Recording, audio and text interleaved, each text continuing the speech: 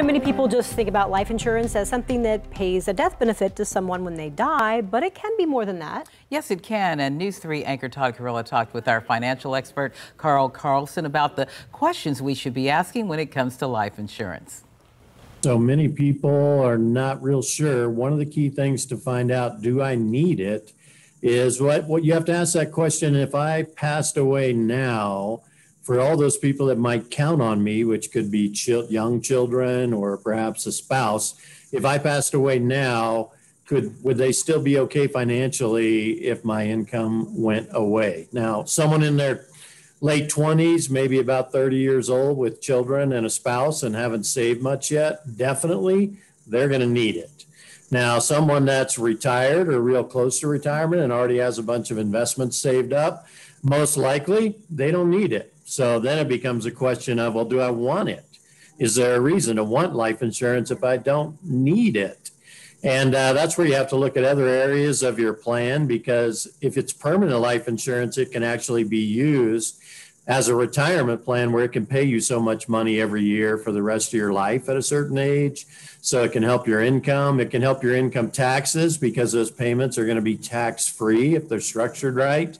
And then it could help your inheritance plan. So maybe you want to leave more money to your children than just what you have in investments. So a lot of different areas where, okay, I want it instead of I just need it. But if you need it and get it fast. And the time to buy it is now, because you never know what's going to happen with your life insurance, because your health can change drastically and quickly.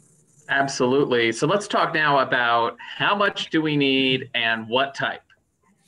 So how much is another question. And just a really quick example, that 30-year-old person I was talking about, if they have children, young children and a spouse, and let's just say they're making $100,000 a year, they're probably going to need 10 times. So that's a good number to look at, maybe 10 times your salary.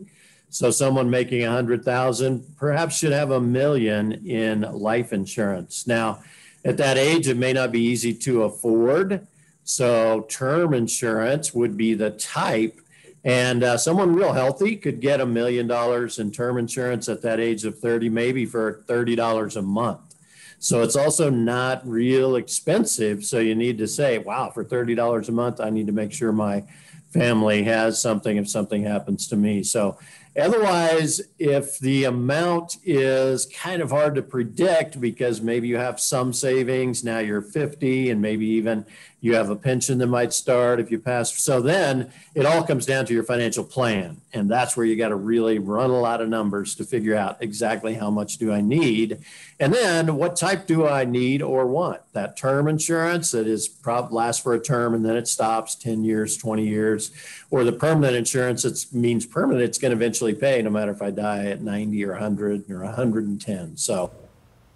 And Carl tells us you also need to be mindful of additional benefits or riders that some policies do offer, including long-term care benefits.